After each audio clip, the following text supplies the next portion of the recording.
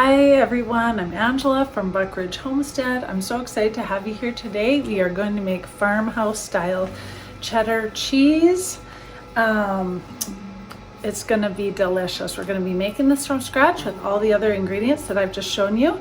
If you need the ingredients or the tools involved, go look at the other video that I made on the supplies needed and how to make your own homemade culture. And you need to have that ready before you start, unless you have the mesophilic culture, which is the powdered version of the culture. So gather up all your cheese making ingredients and let's get going. Okay, so the first thing that we're gonna do is we're gonna start with 4 liters of milk, or a gallon of milk. And we're gonna use a full fat milk. So I'm using 3.25% homogenized, and this is not ultra pasteurized. This is just regular pasteurized. Sorry if you can hear the wind, it's really blowing. It's super heavy. Having like a windstorm outside. The roof is even making noises. It's crazy.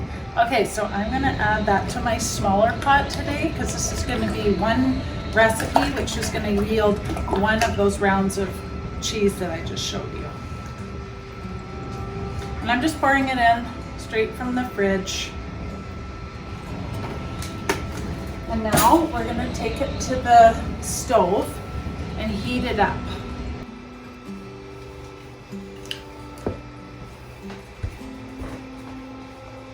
Okay, so now I'm putting the pot of milk on the stove. And I'm gonna put this on medium low, and I'm gonna watch it really carefully. Now we're gonna bring this to about 86 to 90 degrees. Okay, so then as soon as that happens, we're going to cover it, and actually first we're gonna add our culture and then we're gonna cover it for 30 minutes. But this is the heavy bottomed pot that I was talking about for one batch, but make sure you use a heavy bottomed one, because if you burn your cheese is ruined. So that's one thing you do not want to do. So now let's bring this up to proper temperature. Okay, so now I'm going to use our wooden spoon that we were talking about in the other video, just to make sure that we don't burn. We want to continue to stir this the entire time as it comes to its exact temperature. Now, we want the temperature to come to 86 degrees. Is that, 86 Fahrenheit or 30 degrees Celsius. So it's not that warm. So what I suggest is turn your temperature thermometer on and see what the cold milk is. See where your starting point is, so you know kind of approximately how far you gotta go. Okay, so this is sitting at about 47 degrees. So I have 40 or so to go till I hit my 86 to 90 degrees. 86 being more of an ideal temperature. So and also make sure that your thermometer is either stick to everything in Fahrenheit or everything in Celsius, because I've done that before where I've switched and I've actually got the wrong temperature. It still worked somehow. I don't know why it was a miracle, but just be sure that just follow one or the other. So I'm gonna follow Fahrenheit today. And so we're gonna go for 86, okay? So let's see if it's climbing already. Oh yeah, it's already at, this isn't gonna take very long. This is already at 55. So I'm just gonna keep stirring this, and I don't want it to burn. And then when I get to 86, we'll move on to our next step. Okay, so this has come to 86 degrees on the thermometer, and I've turned off the heat. So now what you wanna do is you wanna measure out your mesophilic culture or your homemade culture. So if you want to make homemade culture from buttermilk and make it at home, you can check out my other recipe on how to make cultures. It's super easy. All it is buttermilk and milk that I've pasteurized to a certain temperature and left overnight. So now I'm gonna just gently, and this just came from the fridge, because this will still stay warm on this burner and probably go overheat. And I'm gonna add half a cup of my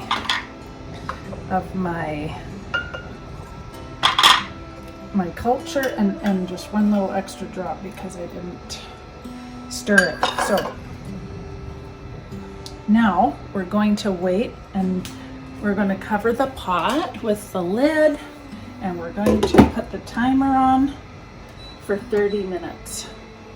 And after 30 minutes, when the timer goes off, we will do our next step. Okay, so the next step while we're waiting is to take your calcium chloride and measure out a 1/4 teaspoon. We're just going to dilute that in about a tablespoon of water.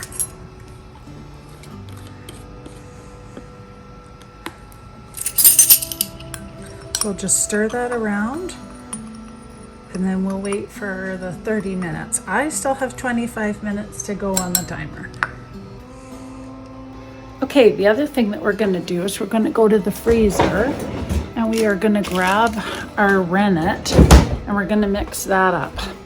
And we're going to do the same thing that we did with the calcium chloride to the rennet. So let's do that too while we're waiting. Okay guys, so if you have liquid rennet, you're going to use half a teaspoon to a 1/4 cup of water. And if you have the tablets, you're going to use a 1/4 tablet in the half a cup water. Plus, because when I use my own culture, I use a little bit more rennet. So what I'm going to do, and this is kind of finicky, is I'm going to cut another 1/4 in half. And yes, it does make a big powdery mess, but I want to get as much as I can of that. And this I will put in another little baggie. And then you just want to dissolve that. Now you can't use warm water or hot water or anything like that. You'll kill your rennet. So get this organized now and stir it up to dissolve it. I sometimes crunch the tablet up a little bit to make it go dissolve faster, but definitely if you have tablets, start this now while you're waiting for your 30 minutes because it has to be completely dissolved. You cannot put it in not dissolved. So there, it's going to be totally dissolved by the time the timer goes off, and it's going to be perfect. I can see a couple little lumps, but those will be totally dissolved by then. And I'm just going to put this little extra piece of, which is an 1/8 extra, in this tiny little baggie, smallest one that I could find. I think they have even tinier ones. And I just fold that up and put it inside of my other rennet and put it back in the freezer, and I'll remember that that's that little extra piece for next time. Okay, I'm back. I'm took my lid off of my pot, and we're going to be adding the calcium chloride now first, and we're going to mix that in really gently. We're going to pour that over the top, and we're going to mix that in for about 1 minute, just to make sure that it's in there really, really good. Everything is mixed in.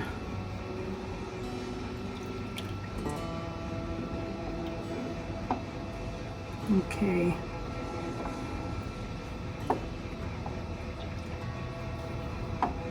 That should be good.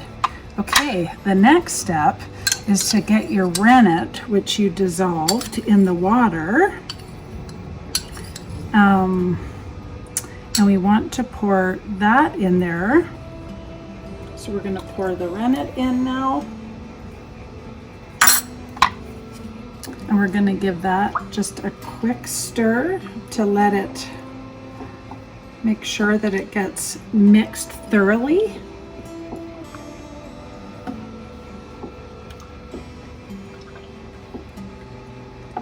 But not too much. Okay, so that looks pretty good. So what we're gonna do now is we're gonna put the lid on. We've got the lid on our pot now, and we want to wait between 30 and 60 minutes. So I'm going to start by putting my timer on at 30, and when that goes off, I'm going to check for a clean break. And if that's not ready, then I can go all the way up to 60 minutes. Sometimes it takes longer, depends on where you live and how warm it is in your house. So don't worry if it's not set at 30 minutes. You can wait another 20 minutes or half an hour. It's fine. We just want to wait until it sets, and you'll start to see, you can peek in every once in a while, lift the lid and see if it's starting to gel. Let's take a look. We still have 12.5 minutes on the clock. Ooh, that's really starting to gel up already. Wow, that was fast. I've got my knife out and I just want to check where we're looking at here. So we're looking for, when your knife goes in, that it makes a clean break. It's almost there already. Oh my goodness. Okay, let's wait till the buzzer goes off. I don't want to rush it. I want the curd to form nicely, which it already is, and looking amazing. Okay, you guys, my timer just went off, and now I'm going to start to cut my curds because I looked and it's just perfect. I don't need to wait any longer. So you're just gonna start cutting them into small cubes. And I'm not dragging my knife on the bottom, but just being really, really gentle and going back this way. Can you see that?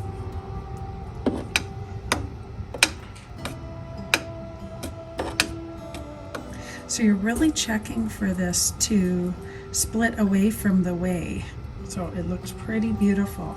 So now I want to take it on an angle so they're not big long sticks, and cut like this.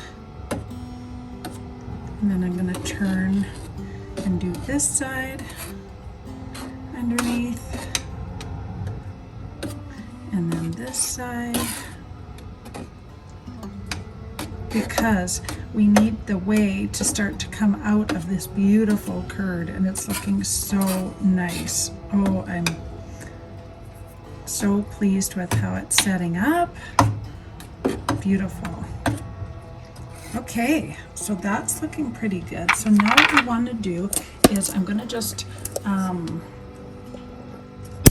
just going to take this and turn on my burner to low, and I'm going to slowly get the heat back up to 100 degrees Fahrenheit. So let's see what we're at right now. Okay, let's see what we're at.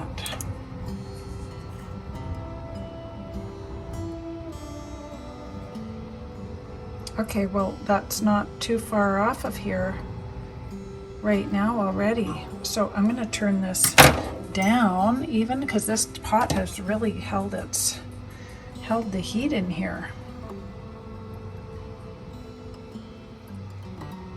So let's see.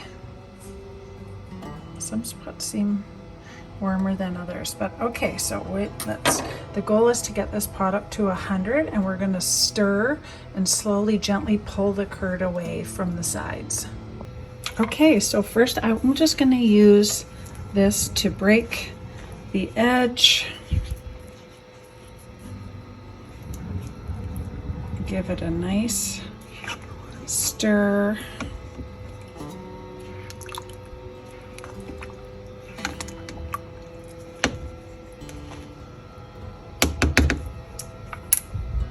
Okay, now this is the part that takes the longest, and we're going to stir this for 20 to 30 minutes. And as we stir it, I'm gonna switch this now to my slotted spoon so I can just gently stir. And we're being really careful here. These curds are really tender at this time. So we're just loosely stirring this. Well, we bring it up to 100, and I think I'm probably super close. Let's check it right now because we don't want our curds to melt into the bottom of the pot.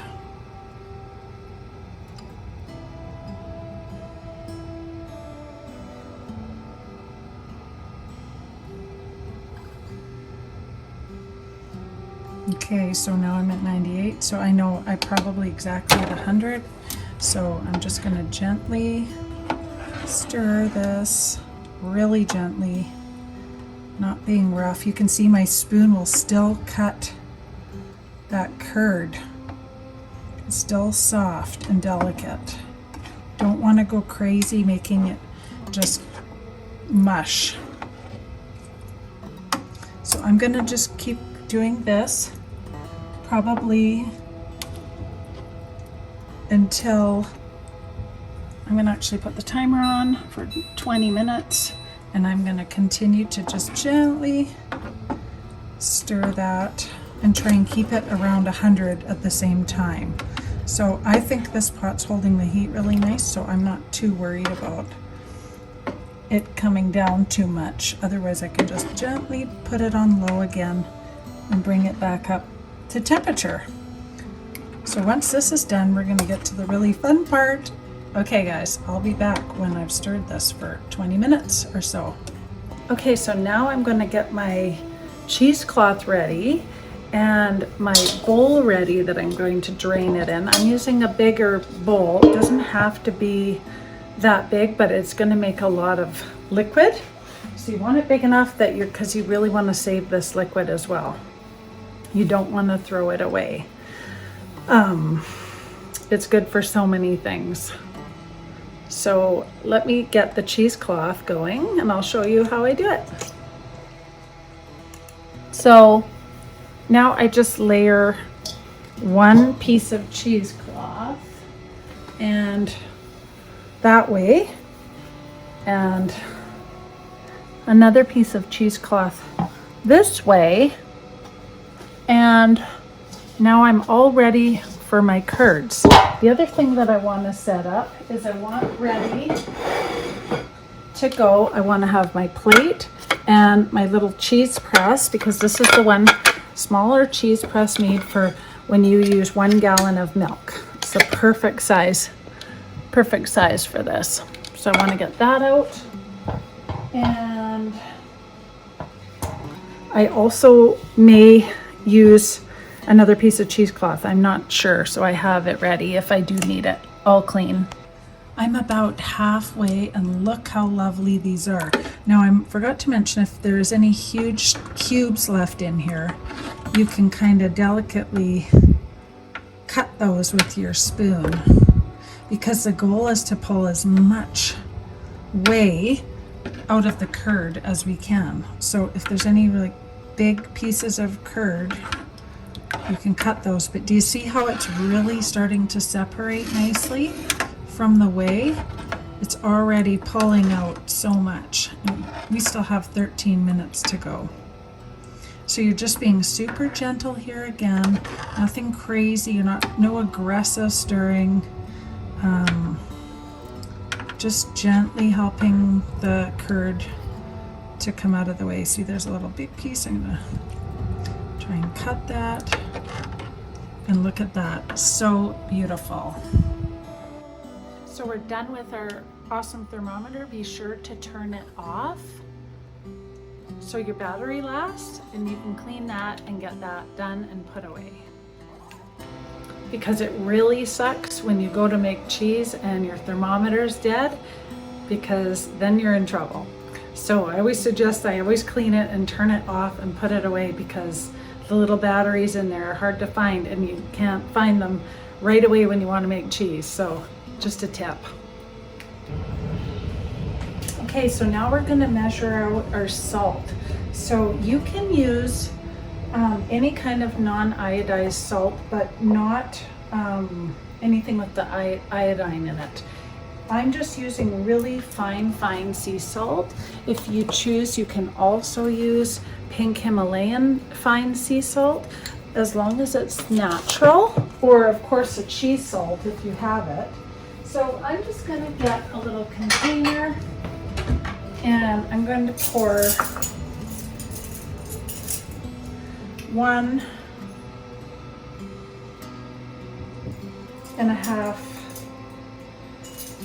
1.5 tablespoons salt into a little dish, so that when I'm ready to pour in my curds, I have it ready. Okay, so that's ready. Now I'm gonna go get my pot and start to pour in my curds. They are looking so amazing. I don't know if I can show it close enough, but the timer has gone off. We're at 20 minutes, so I better turn that off so it doesn't keep beeping at us. And we're almost ready to pour this into the pot. Okay. So I'm going to be really gentle because I don't want my cheesecloth to go flying.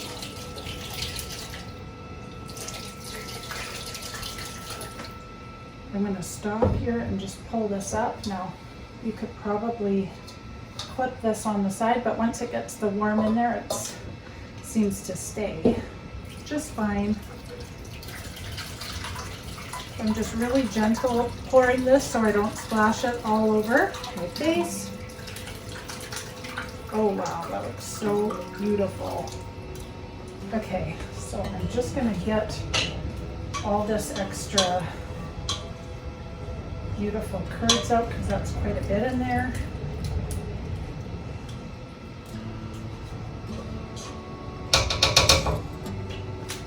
Okay. That looks so beautiful. So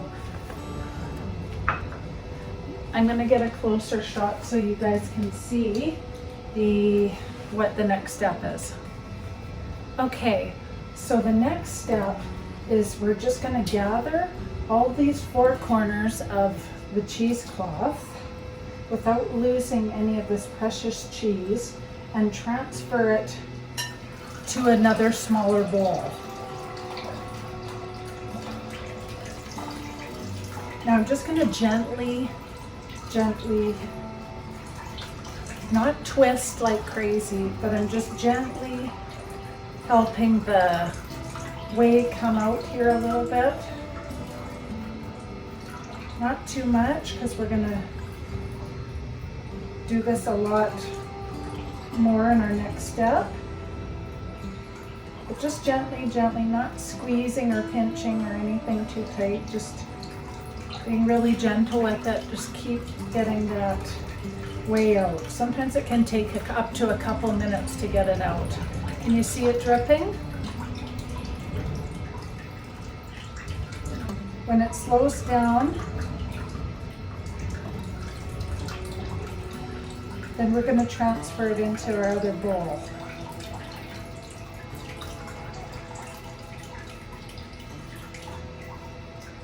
And there's still going to be a lot out when we press it, so I'm not expecting to get all of it out right now, just the majority,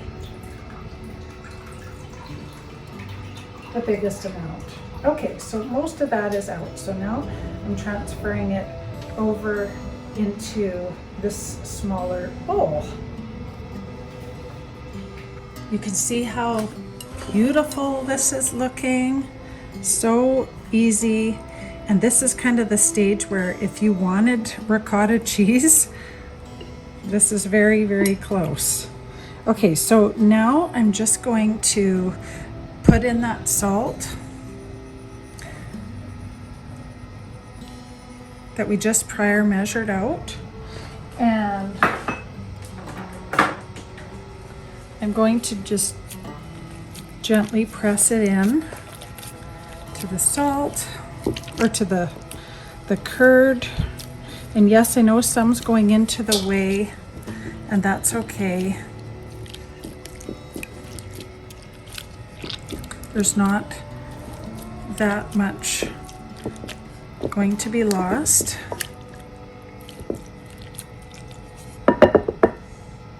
Okay, so you can see how beautiful that is. So now I just gently mix that with a wooden spoon, and I'm going to get in here now with some rubber gloves, and I'm going to mix that in even better, more thoroughly with the gloves on. And I'm just being really gentle with it still. I'm not crushing all of the curd and being really aggressive. I'm just gently doing enough mixing so that I can mix the salt into the cheese. Okay, that looks pretty good. I think that's mixed really evenly. Okay, now at this stage, this is when, if you want to add herbs, garlic, any kind of spices, pepper, this is when you would add that to your cheese. Okay, look at all that whey. Look at all this beautiful whey. There are so many uses for it. You can give it to your chickens. You can put it in smoothies, like it's just pure protein. You can put it in the garden, whatever you want. So in the feta recipe, you're going to need it to save it for part of your brine, but in this recipe, we don't need to save it. So, but you can use it for, don't just throw it down the drain. Okay, so now we're going to take these beautiful salted curds, and we're going to take all the corners up again of the cheesecloth, and we're going to drain it a little bit more, just like we did earlier, because even more is coming out now. And I reach it. I got it. Okay, we're going to use this strainer, and I'm going to help it a little bit.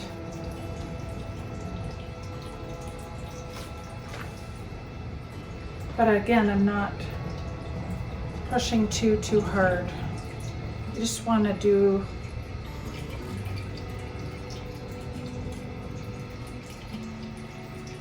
be kind of gentle with it. Okay. Now I'm just gonna wrap this, twist this up a little bit.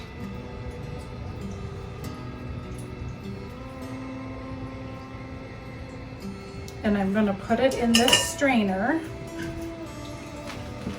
And I'm going to put it on my plate and put it in the sink for a few minutes. I'm gonna probably leave it there for about 15 minutes. Or beside the sink or wherever you want. I just put it in there just in case it overflows over the plate. Okay, so now the cheese has been sitting for 15-20 minutes, and it's on a plate, and you can see that the plate is like full of liquid. There's quite a bit of liquid, more whey in there. And the next step is to get another piece of fresh cheesecloth. So I just washed mine and boiled it. Hang on. I talked about boiling it in the video earlier, about how you can reuse your cheesecloth, and that's what I do. I wash it with hot soapy water, and then I will rinse it really well and put it in boiling water on the stove. Boil it for like 15-20 minutes in order to kill any bacteria that was in there, because I forgot to mention at the beginning, it's really important that before I make any cheese, I clean my house. I especially do my floors so there's not dog hair floating around or anything, and sterilize all your utensils, stuff like that. And your cheese press is really important. Anything that your cheese is going to touch, Okay, so I just unwound this beautiful looking cheese, and it's already looking and smelling so good. So now we're gonna, and you can use, I have got this little cheese mold, but you can use any sort of basket. It could be square, it could be circle, anything can have holes in the sides. But this is the one that I have. So we're just going to use that. But you can be creative with what you use, as long as you can be able to squeeze from the top and the bottom, and if the sides as well, that's great. Okay, I think I'm just going to gently put the curd in the pot, into the little mold, and I have fresh cheesecloth in here, so I'm going to get rid of this one, and I'm just gonna, it's already starting to take shape. I'm just gonna help it along a little bit with my fingers and push that cheese down into that empty spot. Okay, so that looks really nice. So now I'm gonna fold my cheesecloth over as best that I can, and this is the top. Now that's going to sit on here. So the next thing is now to find yourself some sort of cheese press. Now I have this cheese press. Oh, I know what that came from. There it goes. So I have this cheese press that my hubby made me, but you can use whatever you find. If you want to use 2 cutting boards together to squish your container with weights on the top, and you can use actual weights from workout weights or anything really heavy, a bucket of flour to start, whatever you have. Or if you have an actual cheese press where you can use these wing nuts and you turn them and tighten it. This is just another homemade one, but it works great. So all I have to do is make enough room to get my cheese press under whatever you're using. And so I'm gonna tighten this. And I want to get about 15 to 20 pounds of pressure for this first press. So I can see my thing still moving, so I want to keep going.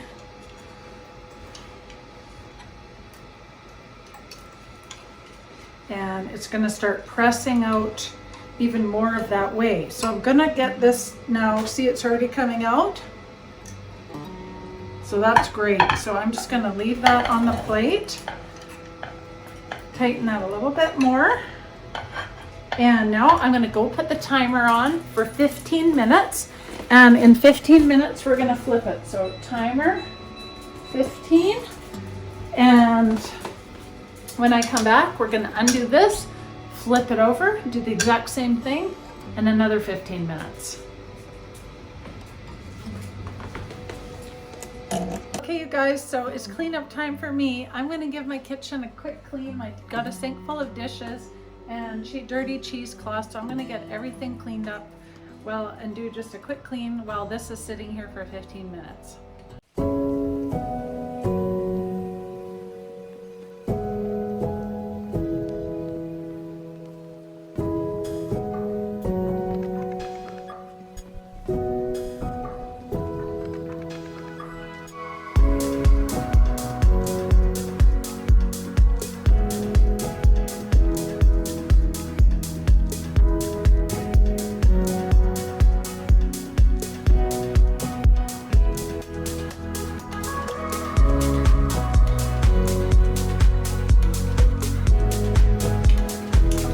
Back and it's been 15 minutes. So we're just going to do the same thing, except I've got to dump all my liquid off of my plate into the sink.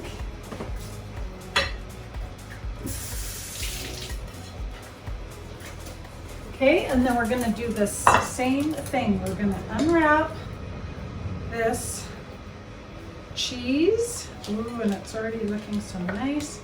And you're just gonna gently put it on there since I rinsed the plate, starting to get its shape. And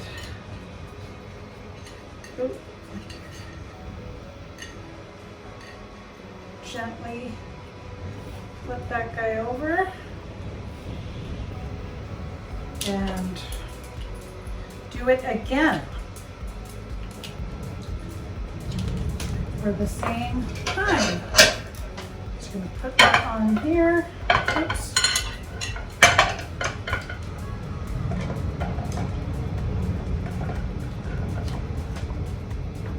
Okay, I'm just going to even that up. Tighten on my wing nuts.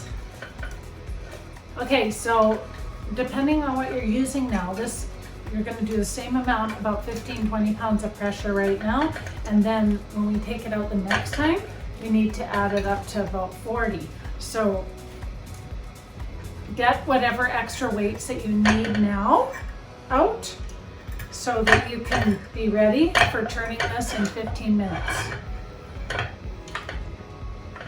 Okay.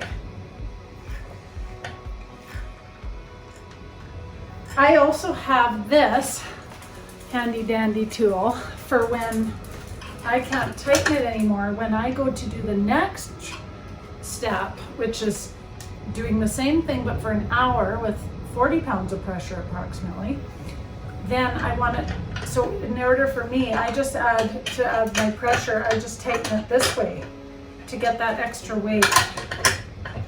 Like after I can't finger tighten it anymore. So I'm gonna, it's already dripping. So I'm going to let this one sit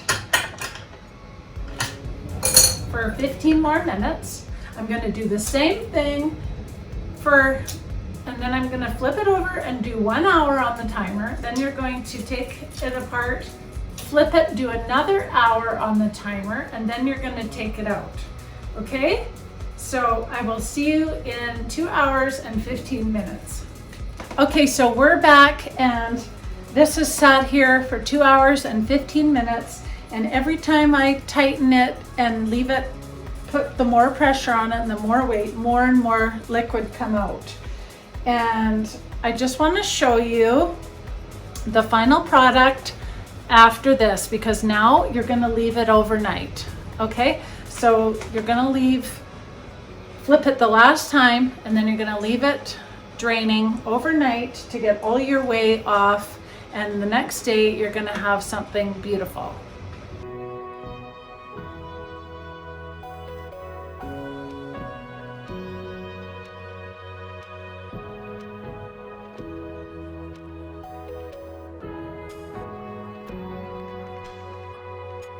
Okay guys, so the next day you're going to take it out and it's going to look something like this. Isn't this beautiful? And it's so nice and firm.